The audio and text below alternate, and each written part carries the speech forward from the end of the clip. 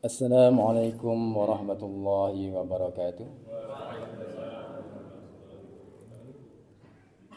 Alhamdulillah, alhamdulillahilladzi arsala rasulahu bil huda wa dinil haqq liyudhhirahu 'ala dini kullihi wa kafa billahi syahida. Asyhadu an la ilaha illallah wahdahu la syarika lah wa asyhadu anna Muhammadan 'abduhu wa rasuluh. Allahumma salli wa sallim wa barik ala nabiyyina Muhammad wa ala alihi wa ashabihi wa man tabi'ahum bi ihsanin ila yaumiddin. Amma ba'du. Qala Allah Ta'ala fi kitabihil karim, ya ayyuhalladzina amanu taqullaha wa qulu qawlan sadida yuslih lakum a'malakum wa yaghfir lakum dzunubakum wa may yuti'illaha wa rasulahu faqad faza fawzan 'azima. Wa qala aidan, innal ladzina yatluna kitaballahi wa aqamus shalah wa anfaqu mimma razaqnahum sirran wa 'alaniyah yarjuna tijaratan lan tabur. Wa qala Rasulullah sallallahu alaihi wasallam, khairukum man ta'allamal Qur'an wa 'allamah. Sadaqallah wa sadaqa Rasulullah sallallahu alaihi wasallam.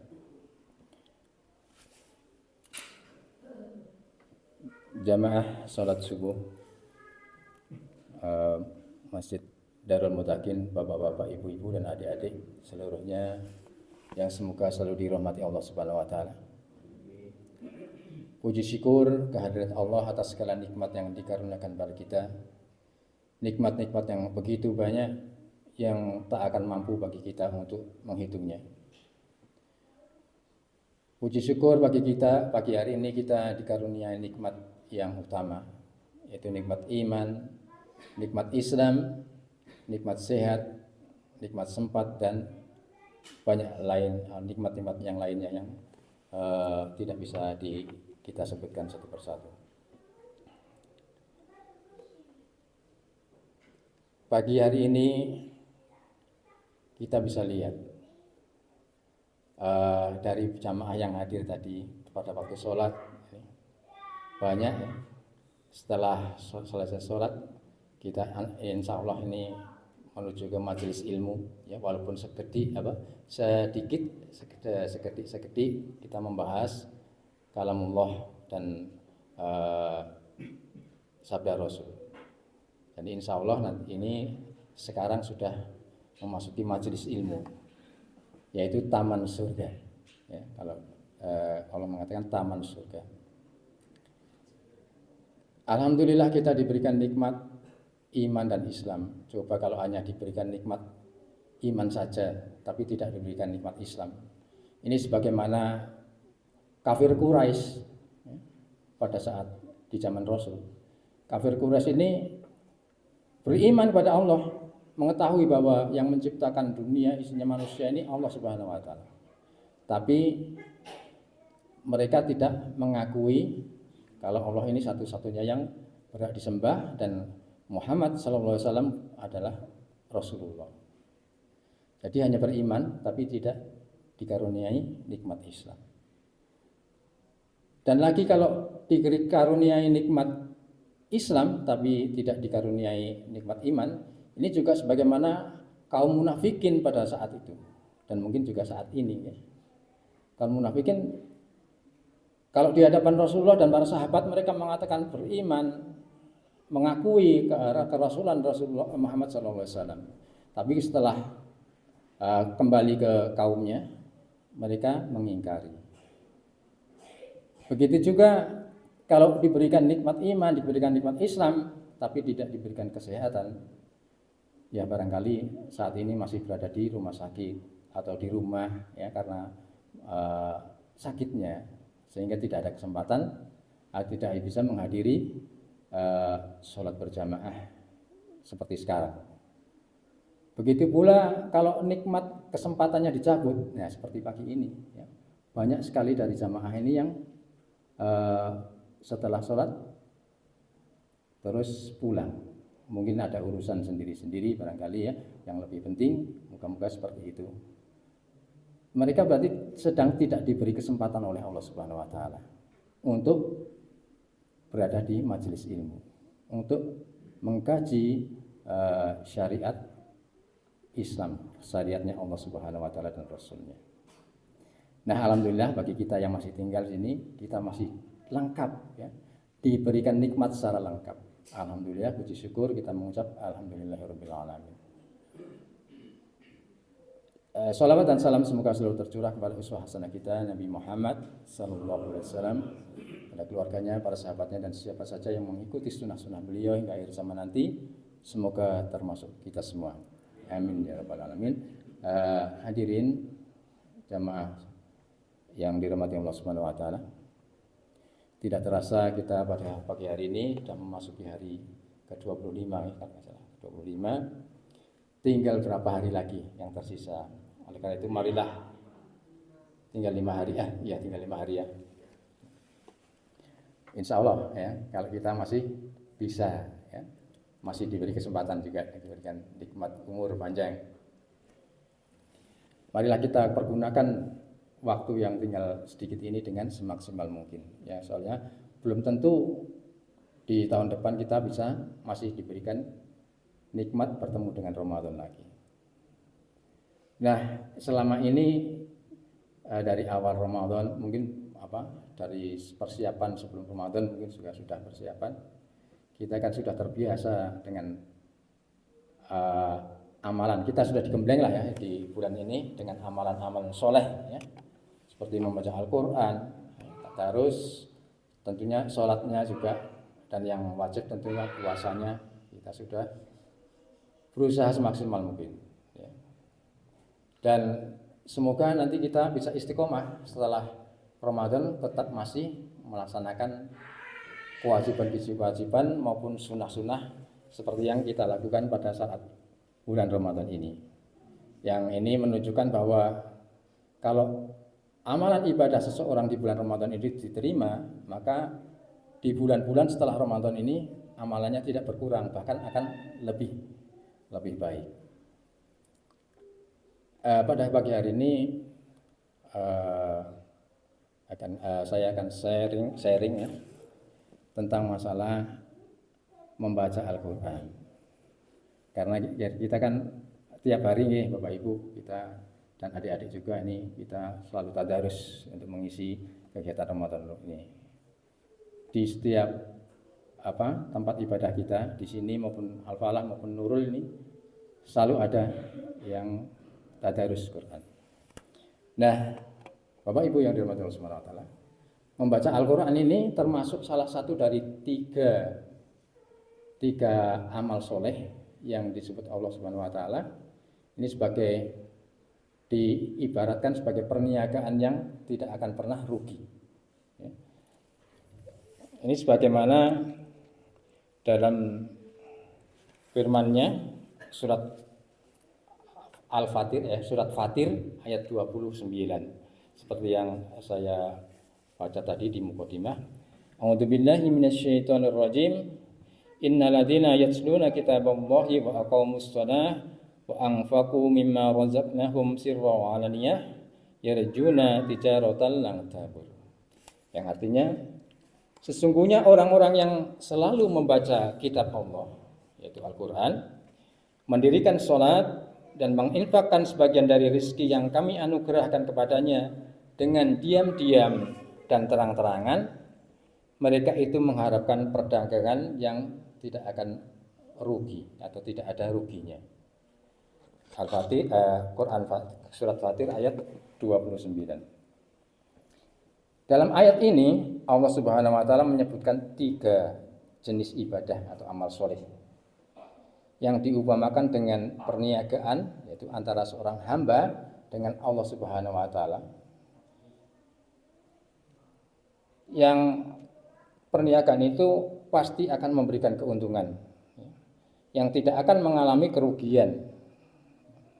Yaitu yang pertama membaca Al-Quran, kedua sholat, dan yang ketiga menginfakkan sebagian rezeki baik secara diam-diam maupun terang-terangan. 3 ya, Nah, membaca Al-Quran ini termasuk di dalamnya yang pertama, justru malah yang pertama.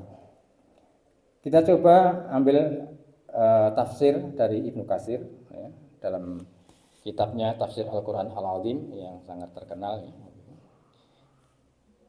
bahwa Allah Subhanahu wa taala mengabarkan pada para hambanya yang beriman ya, yang senantiasa membaca kitabnya, mengimaninya dan mengamalkan apa yang terkandung di dalamnya.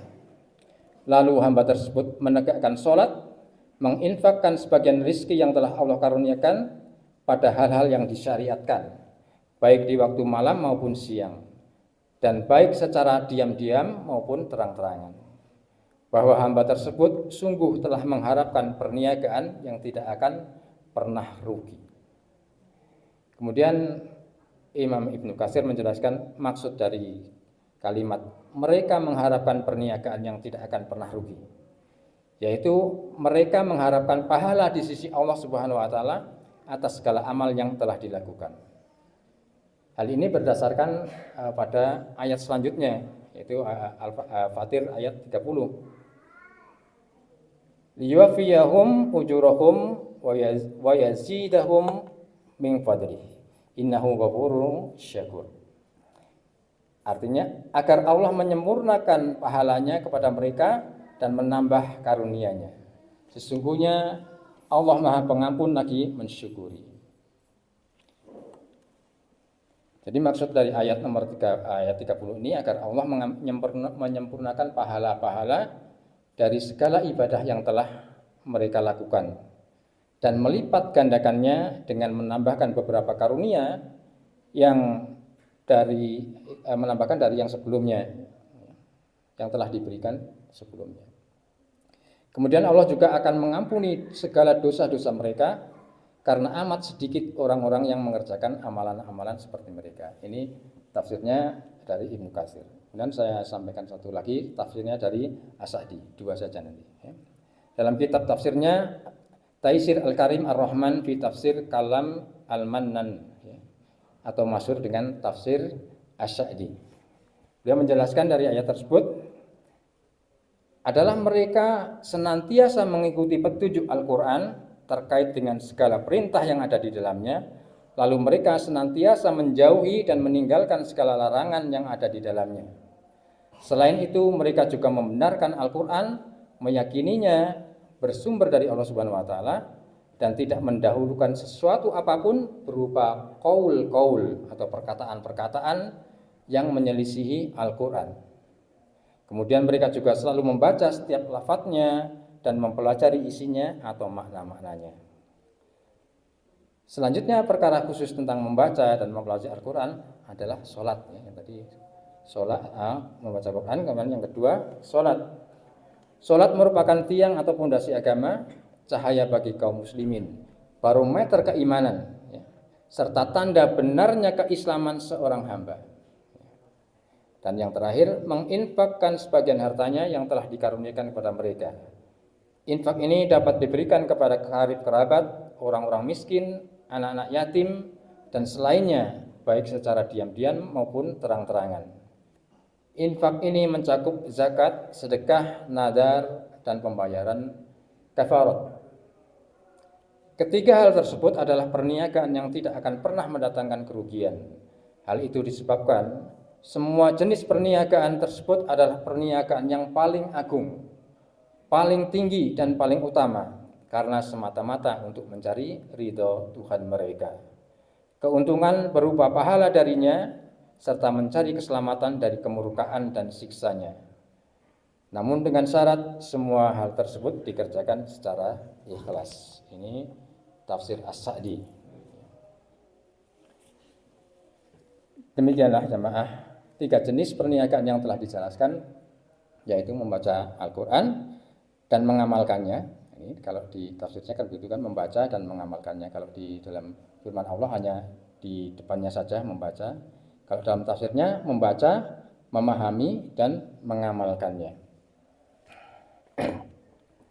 Kemudian menegakkan atau mendirikan sholat, serta menginfakkan sebagian harta yang telah Allah karuniakan. Ketiga perniagaan tersebut adalah jenis perniagaan yang tidak akan pernah mengalami kerugian, atau dengan kata lain, akan selalu mendatangkan keuntungan baik di dunia maupun di akhirat. Bapak, Ibu, adik-adik, saudara-saudaraku yang dimuliakan Allah Subhanahu wa taala. Nah, yang pertama tadi kan terkait dengan membaca Al-Qur'an. Kita sudah terbiasa, alhamdulillah, berarti kita sudah termasuk orang-orang yang berniaga dengan Allah, dengan perniagaan yang tidak akan rugi. Sholat juga insya Allah, infak juga insya Allah. Nah, yang hebat nih Bapak Ibu, kalau kita mau berlogika, ya, karena ini perniagaan, ya kita coba hitung dagang lah, ya, perniagaan dengan membaca Al-Quran. Kalau di dalam sabda Rasul atau hadis yang sahih ini,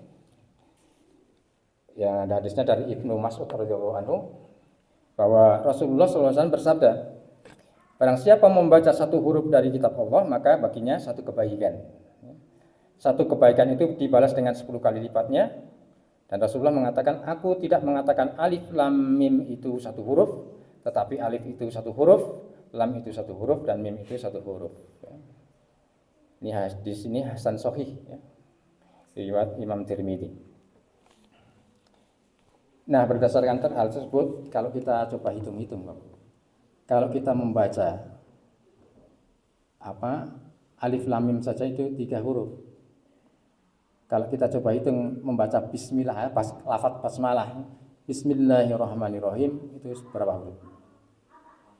Kalau harokat, yang huruf-huruf harokat tidak berharokat itu tidak kita hitung, maka ada 13 huruf. 13 huruf itu sama dengan 13 kebaikan, dan akan dilipatkan 10 kali menjadi 130 kebaikan. Coba Bapak Ibu dan adik-adik kita bermuhasabah diri. Kita ingat-ingat hari kemarin saja, dalam satu hari sudah berapa kali kita melakukan amal kebaikan? Adakah kita melakukan sampai 100 kali? Atau lebih, atau berkurang dari 100, kira-kira aja. Taruhlah kita sudah membaca melaksanakan dari mulai bangun tidur berdoa, ya kan?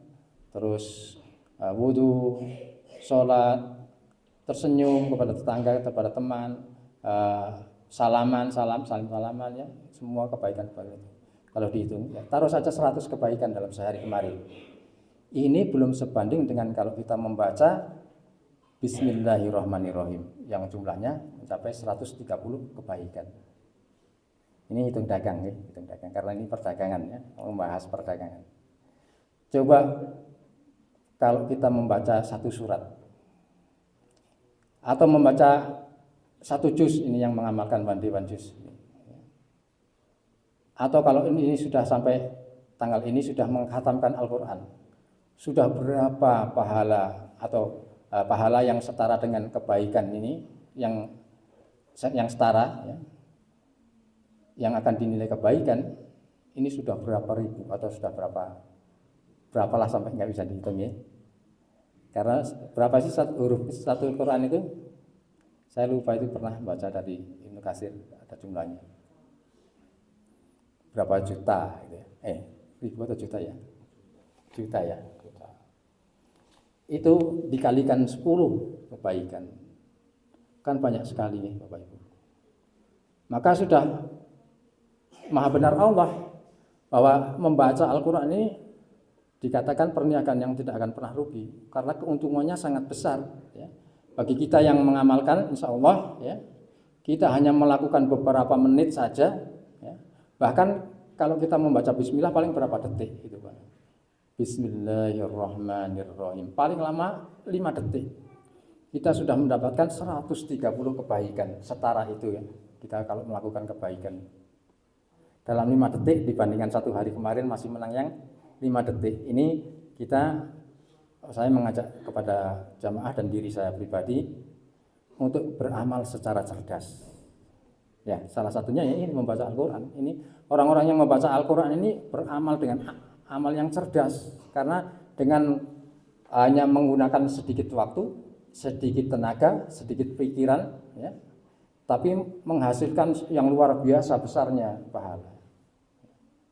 Hanya saja ini terkait dengan keyakinan. Kita yakin apa tidak? Terkait dengan keimanan kita. Seberapa besar keimanan kita? Seberapa besar iman kita kepada firman Allah Subhanahu wa taala? Seberapa besar iman kita kepada sabda Rasul? Jadi sungguh ya tadi maha besar Allah, maha benar. Ini merupakan amalan yang luar biasa, yang menguntungkan sekali, tidak ada ruginya, ya, tidak ada ruginya. Itu baru membaca. Dalam riwayat lain Rasulullah SAW bersabda, khairukum man ta'allamal Qur'an wa 'allamah. Itu sebaik-baik dari kalian adalah orang yang belajar Al-Qur'an dan mengajarkannya. Jadi setelah kita membaca Al-Qur'an, kita mengkaji isinya, memahami makna-maknanya, kemudian mengajarkan. Kita langsung mengajarkan saja. Padahal mengamalkan mengkaji ayat-ayat Al-Qur'an ini lebih mulia dari hanya cukup membaca saja. Lebih tinggi. Kalau membaca saja sudah seperti itu ya pahalanya, mempelajarinya, memahami Al-Qur'an ini lebih mulia lagi, berarti lebih tinggi lagi. Kemudian mengajarkan. Nah, kita ambil dari mengajarkan. Ini yang saya katakan tadi, beramal dengan cerdas. Kita mengajarkan Al-Qur'an, cara membaca sajalah ya, cara membaca Al-Qur'an. Kita mengajarkan umpama kepada orang terdekat kita, mengajarkan kepada anak kita, ya, umpama anak kita 2, kita ajarkan cara membaca Al-Qur'an dengan baik dan benar. Ya. Nanti setelah bisa ataupun dalam proses belajarnya, si anak ini akan membaca Al-Qur'an dan si anak akan memperoleh pahala seperti kita juga membaca Al-Qur'an, memperoleh pahala yang sebegitu besar. Dan selama anak ini membaca Al-Qur'an, selain dirinya mendapatkan pahala, kita yang mengajarkan juga mendapatkan pahala. Ya. Sebanyak-banyaknya ini si anak membaca Al-Qur'an, ya sebanyak-banyak itu pula kita mendapatkan pahala juga, tanpa mengurangi pahalanya si anak dalam membaca Al-Qur'an. Itu baru anak. Nanti anak kita mengajarkan pada cucu kita ya, pada anak-anak mereka ya. Muhammad 1 anak 2 orang lagi, 1 anak 2 orang lagi, berarti kepada 4 cucu kita. Dari 4 cucu kita membaca Al-Qur'an semua, maka insya Allah pahalanya juga akan masuk, akan mengalir kepada kita lagi. Demikian seterusnya sampai cucu kita, sampai keturunan-keturunan kita. Sehingga kalaupun kita sudah mati, ini pahalanya akan masih terus mengalir. Ini yang dinamakan, Bapak Ibu sudah paham dengan hadis bahwa amalan seseorang yang meninggal itu terputus kecuali 3 perkara, yaitu sedekah jariyah, ilmu yang bermanfaat, dan anak soleh yang mendoakan. Nah, ini di nomor 2, ilmu yang bermanfaat. Karena mengajar Al-Qur'an ini adalah sebaik-baik ilmu, yang terbaik di antara ilmu yang lainnya. Jadi mengajarkan Al-Qur'an berarti mengajarkan ilmu yang bermanfaat. Ya, bahkan manfaatnya dunia dan akhirat, karena memang sebaik-baik ilmu ini Al-Qur'an. Maka pahala-pahala tersebut akan terus mengalir selama anak keturunan kita ini masih membaca Al-Qur'an. Bisa dibayangkan ya, sampai dalam kurun waktu insya Allah kalau masih ya sampai 200 tahun saja lah, itu sudah berapa keturunan kita. Ya, kalau semua membaca Al-Qur'an, sudah berapa kelipatan yang pahala yang kita peroleh. Kalau dalam itu dunia bisnisnya multi level marketing ya, semakin banyak downline-nya, semakin banyak keuntungan. Itu mungkin seperti itu. Itulah kenapa ini kalau gambaran perdagangan saja, hitung-hitungan ya, hitung-hitungan dengan logika saja, kita sudah mengetahui bahwa membaca Al-Qur'an ini memang benar-benar menguntungkan ya. Maka maha benar Allah bahwa hal ini termasuk salah satu perdagangan yang tidak akan pernah rugi. Dan marilah Bapak Ibu, adik-adik, masih ada beberapa hari kita maksimalkan ya ibadah kita ya, membaca Al-Qur'annya ditingkatkan juga. Satu lagi. Yang terkait yang terakhir ini tadi mengajarkan. Nah, sebagaimana sabda Rasul tadi, khairukum man ta'alamal Qur'an wa 'allamah. Jadi dikatakan di situ orang yang terbaik di antara kalian adalah yang mempelajari Al-Qur'an dan mengamalkan. Jadi kata-kata mempelajari ini di depan, bukan di belakang ya. Setelah mempelajari baru mengajarkan. Nah, kalau kita mau mengajarkan ya kita harus benar dulu ya. Kita harus perbaiki dulu bacaan kita, tajwid kita ya. Semua yang terkait dengan bacaan Al-Qur'an. Kita pelajari dulu ilmu-ilmunya. Setelah kita oke, baru mengajarkan. Jangan sampai lah, insya Allah, naudzubillah, kita niatnya mencari pahala dengan mengajar, ya, yang didapat malah justru dosa jariyah, bukan pahala jariyah, tapi mendapatkan dosa jariyah, karena kita mengajarkan sesuatu yang keliru. Jadi kita menjadi contoh terlebih dahulu. Kita bisa dulu dengan benar, baik dan benar, tidak perlu bagus, tapi yang penting baik dan benar. Baru kita mengajarkannya. Itu saja Bapak Ibu yang dirahmati Allah Subhanahu wa taala terkait dengan perdagangan yang tidak ada kerugiannya. Semoga kita semua termasuk orang-orang yang mengamalkan hal ini. Dan insya Allah karena memang kita sudah dilatih ya di bulan Ramadan ini. Dan kita berdoa kepada Allah Subhanahu wa taala agar amal-amal ibadah kita selama bulan Ramadan ini diterima oleh Allah Subhanahu wa taala, dan kita berdoa mohon kepada Allah agar kita nanti bisa dipertemukan lagi dengan bulan Ramadan yang akan datang. Amin ya rabbal alamin. Segala kekurangan dan kesalahan karena keterbatasan saya sebagai manusia biasa. Kalau ada benarnya tentunya dari Allah Subhanahu wa taala. Assalamualaikum warahmatullahi wabarakatuh. Billahi taufiq wal hidayah. Wassalamualaikum warahmatullahi wabarakatuh.